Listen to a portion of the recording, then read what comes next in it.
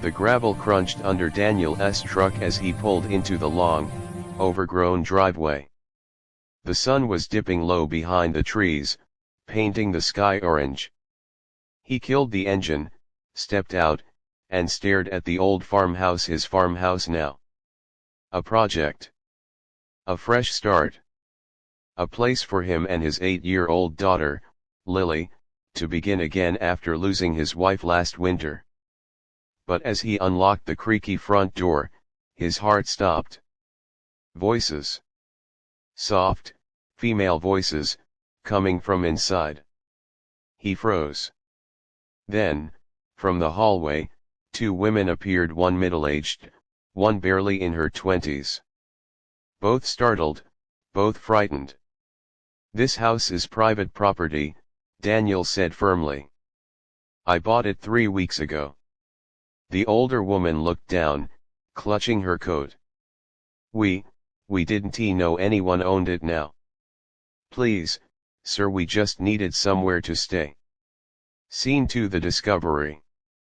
Daniel learned their story over a quiet cup of coffee that night.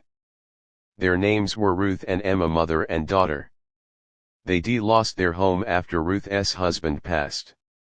With nowhere to go and shelters full, they found this abandoned farmhouse. They cleaned the rooms, patched broken windows, and even planted flowers outside. Daniel looked around and realized the once dead place now looked alive. The smell of warm soup filled the air. Curtains fluttered gently where there had been only dust and silence. Part of him wanted to tell them to leave. After all, this was his property. But another part of him, the father, the widower, the man who once known desperation, couldn't. Scene 3: The conflict. The next morning, Daniel packed his things in silence. Lily ran around, giggling as Emma braided her hair. Ruth cooked breakfast for everyone. It felt like family. But his neighbor, Mr. Collins, had seen the women and came by later. "You can't let them stay, Daniel," he warned. "They'll take advantage. You worked hard for this place." That night, Daniel sat alone on the porch, staring at the stars. He remembered the winter nights he and Lily had spent in a cold apartment, scraping by on his mechanic's salary, wishing for someone to care. He sighed. "If I send them away, what kind of man does that make me?" Scene 4: The turning point. The next day, Daniel made his choice. He found Ruth cleaning the kitchen. "You both can stay," he said quietly. "There's room here for everyone." Her eyes filled with tears. "We'll work, we'll help, we don't want charity." Daniel smiled. "It's not charity. It's family helping family." Over the next few weeks, the farmhouse transformed. Ruth painted walls. Emma started a small garden.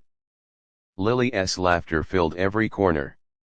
And for the first time since his wife's death, Daniel felt something he hadn't in months: peace. Scene 5: The emotional climax. One evening, a storm rolled in, lightning flashing across the fields.